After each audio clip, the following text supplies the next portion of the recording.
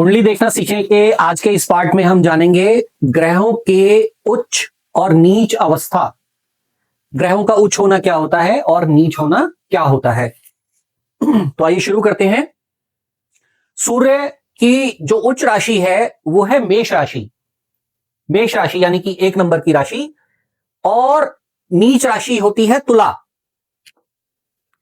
और मेष राशि में 10 डिग्री पर सूर्य उच्च के होते हैं। अगर सूर्य मेष राशि में हो 10 डिग्री पर तो वो उच्च के कहलाते हैं। और इसी के उलट अगर वो तुला राशि में हो 10 डिग्री पे, सूर्य अगर यहां आ जाए 10 डिग्री पे तो नीच के कहलाते हैं। उच्च और नीच का एक ध्यान और रखना है हमें कि जहां पर ग्रह उच्च का होता है उसके ठीक अपोजिट 7वें हाउस में या भाव में वो ही ग्रह नीच का बन जाता है। जैसे सूर्य मेष राशि में उच्च के हैं तो 1 2 3 4 5 6 7 उसके अपोजिट 7वें घर में भाव में सूर्य नीच के हो जाएंगे। अब इनका सिग्निफिकेंस क्या है पहले मैं वो समझा देता हूं, फिर हम उसके बाद आगे बढ़ेंगे दूसरे ग्रहों पर। अगर कोई ग्रह उच्च का है, उच्च राशि में है, यानी कि हम उसको बोलते हैं उच्च का है, तो ऐसा प्लैनेट, ऐसा ग्रह अपने 100% रिजल्ट देने की, बल्कि यह बोलना चाहिए कि 100% पॉजिटिव रिजल्ट देने की ताकत रखता है, राइट। और इसके उलट अगर कोई प्लैनेट नीच राशि में आ गया है, या जिसको हम नीच का बोल देते हैं कि यह प्लैनेट ग्रह नीच का हो गया है, तो वो ग्रह अपने 100% अशुभ रिजल्ट देने की ताकत उस प्लैनेट के अंदर, उस ग्रह के अंदर आ जाती है। ओके, तो इसी तरीके से चंद्रमा वृष राशि में 3 डिग्री पे उच्च का होता है। 3 डिग्री पे वृष राशि में उच्च का होता है, और उसके सामने वृश्चिक राशि 1 2 3 4 5 6 7 वृश्चिक राशि में नीच के कहलाते हैं चंद्रदेव। मंगल मकर में 28 डिग्री पे उच्च के, और कर्क राशि में 28 डिग्री पर ही नीच के हो जाते हैं। यानी कि मकर राशि में होंगे 10 नंबर की राशि में, तो अपने जितने भी पॉजिटिव रिजल्ट्स होंगे उसको 100% देंगे। और इसके उलट उसके बिल्कुल सामने 7वें हाउस में कर्क राशि में अगर मंगल विराजमान हो गए, यानी कि नीच के हो गए, तो हम उसको बोलते हैं नीच के हो जाना, तो वो अपने अशुभ फलों को देंगे 100%। उसके बाद हमारे आते हैं बुध देव, जो कि कन्या राशि में उच्च के हो जाते हैं 15 डिग्री पे, और 15 डिग्री ही मीन राशि पे नीच के हो जाते हैं। कन्या राशि जो उनकी खुद की ही राशि है बुध देव की, यहां पे 15 डिग्री पे उच्च के हो जाएंगे, और उसके बिल्कुल सामने 1 2 3 4 5 6 7 यानी कि मीन राशि में 15 डिग्री पर ही नीच के हो जाएंगे। उसके बाद बृहस्पति देव, बृहस्पति देव कर्क राशि में 5 डिग्री पर उच्च के, और मकर राशि में 5 डिग्री पर नीच के हो जाते हैं। कर्क राशि में उच्च के और उसके सामने मकर राशि में नीच के हो जाते हैं। यानी कि अगर बृहस्पति देव कर्क राशि में बैठे हैं तो अपने शुभ फलों को 100% देने की उनमें ताकत आ जाती है। और इसी के उलट अगर वो मकर राशि में बैठ जाएं, यानी कि नीच के हो जाएं, तो अपने उनके जो फल होंगे, जितने भी नेगेटिव उनकी कैरेक्टरिस्टिक हैं, उनके जो अशुभ फल देने की ताकत है वो उनके अंदर आ जाती है। इसके बाद हैं शुक्रदेव, जो कि मीन राशि में 27 डिग्री पर उच्च के होते हैं, मीन राशि, और उसके बिल्कुल सामने कन्या राशि में 27 डिग्री पर नीच के हो जाते हैं। बुध के बिल्कुल उलट, बुध कन्या राशि में उच्च के थे और मीन राशि में नीच के थे, परंतु शुक्रदेव मीन राशि में उच्च के हो जाते हैं और कन्या राशि में नीच के हो जाते हैं।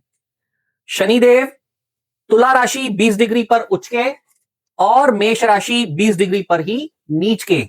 सूर्य के बिल्कुल उलट, सूर्य उच्च उच्च होते हैं मेष में, नीच होते हैं तुला में, परंतु शनिदेव उच्च के हो जाते हैं तुला में और नीच के हो जाते हैं मेष राशि में।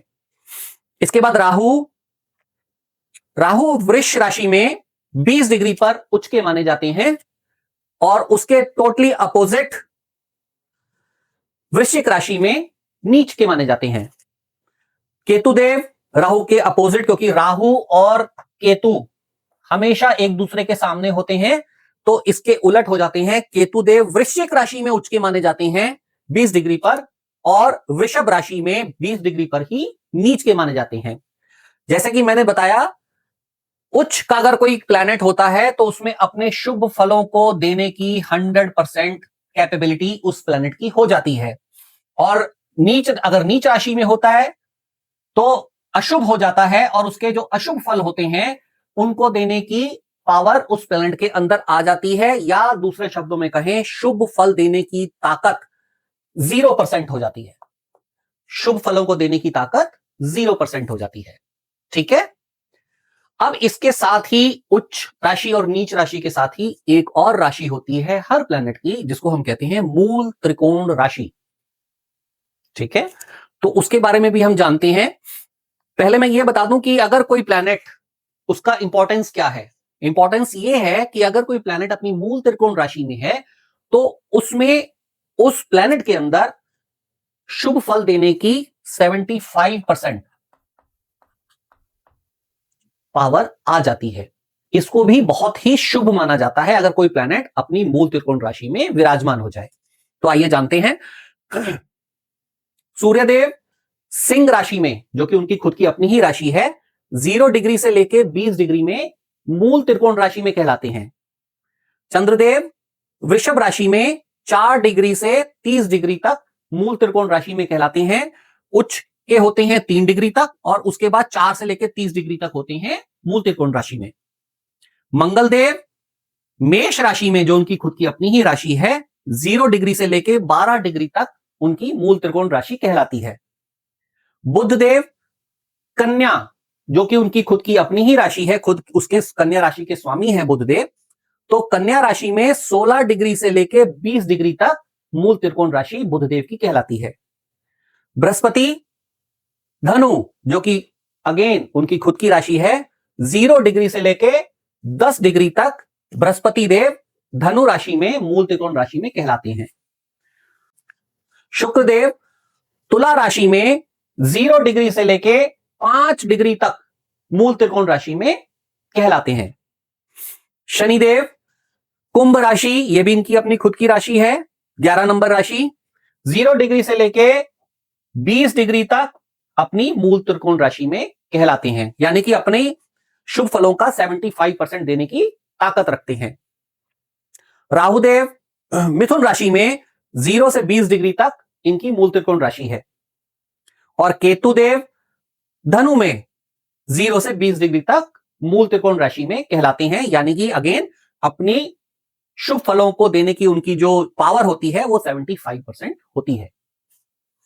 इसके अलावा मैं एक थोड़ा सा और इसके अंदर ऐड ऑन करना चाहूंगा कि किसी भी ग्रह की उच्च राशि, नीच राशि, मूल त्रिकोण राशि, इसके अलावा अगर ग्रह अपनी ही राशि में बैठा है, यानी कि स्व राशि में बैठा है, तो उसके अंदर शुभ फलों को देने की क्षमता 50% हो जाती है। राइट। अगर कोई प्लैनेट अपने मित्र की राशि में बैठा है, जैसे कि हमने लास्ट कुछ पार्ट्स में डिस्कस किया था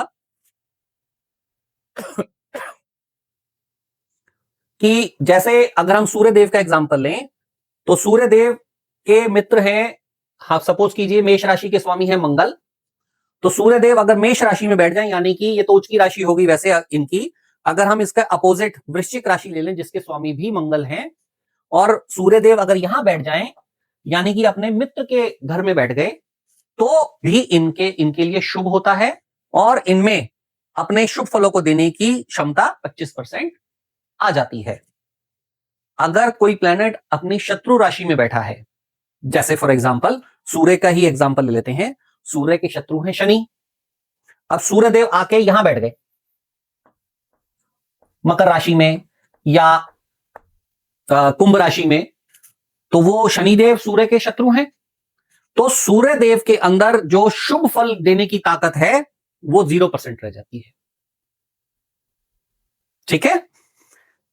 इसी तरीके से, या कोई ग्रह, नीच का तो हमने ऑलरेडी डिस्कशन कर ही ली है, अगर कोई ग्रह अस्त हो जाए तो भी उसके अंदर शुभ फलों को देने की क्षमता 0 रह जाती है। कोई प्लैनेट अस्त कैसे होता है?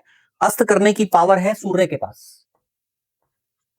अगर कोई प्लैनेट सूर्य के साथ बैठ जाए या बहुत नजदीक में आ जाए तो सूर्य की ऊर्जा और प्रकाश लाइट इतनी ज्यादा है कि उस प्लैनेट का जो जो तेज है, जो पावर है, वो सूर्य से पूरी तरीके से ढक जाती है।